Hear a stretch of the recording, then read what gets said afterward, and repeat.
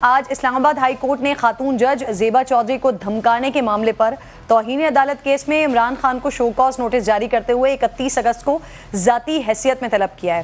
Bench کے سربراہ justice Mohsin Akhtar کے سوال اٹھائیں کہ کیا جو بھی عدالت کسی کے خلاف فیصلہ دے گی اس کے خلاف بیانات آنا شروع ہو جائیں گے؟ کیا یہ چاہتے ہیں کہ لوگ اٹھیں اور خود اپنا انصاف کرنا شروع کر دیں؟ اس رتبے کا آدمی جو وزیر اعظم رہ چکا ہو وہ کیسے ایسا بیان دے سکتا ہے؟ خاتون جج کا نام لے کر اس طرح کی گفتگو کی گئی۔ تحقیقات میں تو عدالتیں بھی مداخلت نہیں کرتی۔ عدالت نے حکومت کو خاتون جج کو اضافی سیکورٹی دینے کا حکم جاری کیا۔ اور ایک اور معاملہ ہے ناظرین جس پر میں بات کرنا چاہوں گی، شہباز گل اور اینکر جمیل فاروقی، انہوں نے جو کچھ کیا اس کے مطابق قانونی کارروائی بنتی ہے وہ کریں، وہ معاملہ عدالتوں نے طے کرنا ہے، لیکن یہ برہنہ کرنے اور زیادتی جیسے الزامات یہ حکومت کے لیے بہت بڑا سوالیہ نشان بن رہے ہیں۔ اگر یہ سب کچھ ہو رہا ہے تو یہ کیسی روایت، کون سی روایت ڈالی جا رہی ہے؟ مجھے ننگا کیا گیا ہے، میرے کپڑے اتارے، میرے چپیٹیں ماری گئی ہیں، اور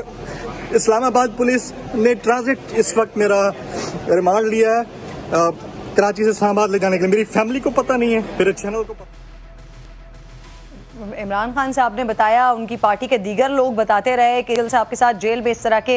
واقعات اور معاملات ہو رہے ہیں، لیکن جب کل شہباز گل صاحب نے خود اپنے منہ سے اس بات کی تصدیق کی ہے، جب انہوں نے یہ کہا ہے کہ جی مجھے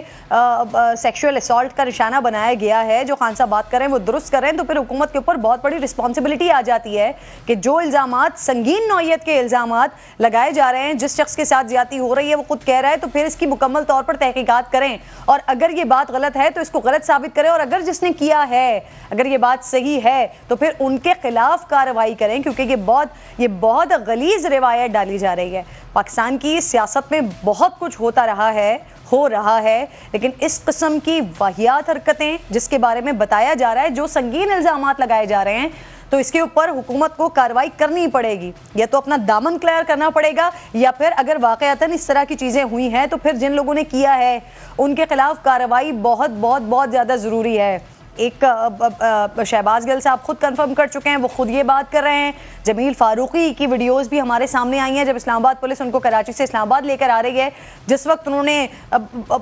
بہت ہی غمگین انداز میں یہ ساری چیزیں بتائی ہیں، تو یہ بہت زیادہ تکلیف دہ ہے۔ اور یہ یاد رکھیے گا، اگر اس طرح کے واقعات ہو رہے ہیں، اگر اس طرح کا ظلم کسی بھی شخص پر کیا جا رہا ہے، وہ چاہے پولیٹیکل شخصیت ہو، وہ چاہے صحافی برادری میں سے کوئی بھی ہو، لیکن اگر یہ سب کچھ ہو رہا ہے تو حکومت یہ یاد رکھے کہ وہ آپ دوسری پارٹی کو تو ہمدردی کارڈ کھیلنے کا ایک موقع دے ہی رہے ہیں، لیکن آپ خود کوئی اچھی روایت نہیں ڈال رہے ہیں، آپ خود کوئی اچھا کام نہیں کر رہے ہیں، اور اس کے لیے نہ صرف آپ کو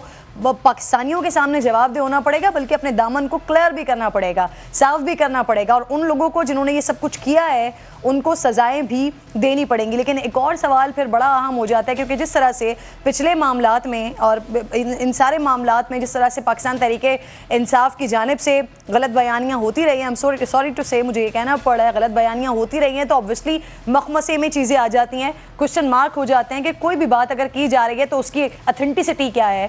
اس کی تصدیق کے لیے کیا کیا جائے۔ تو حکومت وقت پر یہ ذمہ داری ہے، یہ الزام، یہ سنگین الزام آپ کے اوپر آ رہا ہے، اس کو کلیئر کیجئے، اس کی تحقیقات کیجئے۔